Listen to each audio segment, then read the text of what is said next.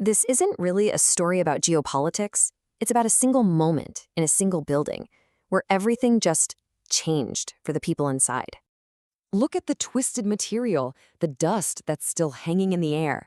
This isn't some demolition site. Until just moments ago, this was a home. And right now, that is the only fact that matters. For the families, for the first responders, and for us watching. The clock has officially started ticking. What we're looking at is an active, life-threatening structural emergency. This isn't just some surface damage. It's a catastrophic failure deep within the building itself. You hear that term, partial collapse, and it signals immediate, ongoing danger. It means the entire structure is unstable, a threat not just to anyone who might be trapped, but to the rescuers trying to get to them.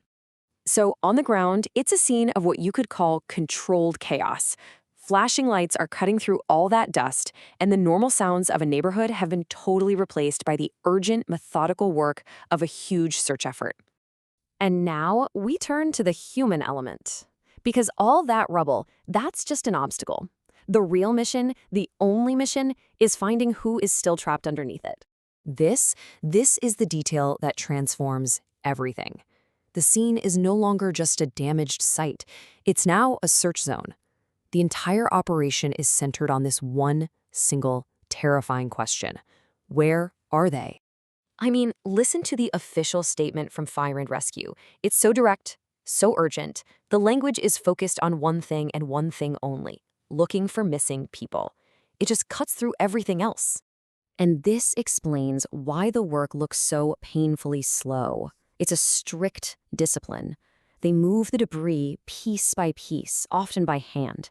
They inspect every little opening, and then they pause. Everybody stops, and they just listen. Because in that silence, a single sound could be a sign of life. And in those moments of total silence, hope and fear just hang in the air. A shout, a tap, a cry. Every single rescuer is straining to hear that one thing that could change the outcome of this whole operation. This is the core dilemma, the impossible choice for the rescuers. If you move too fast, a huge slab of concrete could shift, and it could silence any hope that was left below. But if you move too slow, that window for survival closes. Every single decision is weighed against this terrible balance. The brutal reality is that for every minute that passes, the odds get worse. This isn't a recovery operation. Not yet. It's a rescue. And the clock is absolutely unforgiving. Okay, so now that we understand the incredible stakes on the ground, let's pull back for a moment. How did a normal city street become a rescue zone in a matter of seconds? The impact wasn't on some military base or a distant front line. It was here, on a single residential building, a place where ordinary people live their lives. Let's just think about that word for a second. Home. What is it? It's a place of safety, of routine. It's where life happens, day after day. It's supposed to be the one place in the world where you are safe. And in an instant, that entire idea was just shattered. The space of safety became a scene of danger. The routine of daily life got replaced by a desperate search.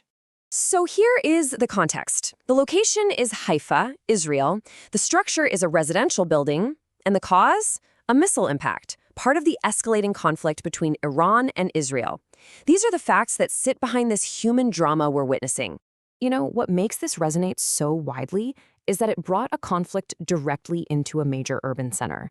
It shows just how vulnerable civilian areas are, places where the consequences aren't measured in territory, but in human lives.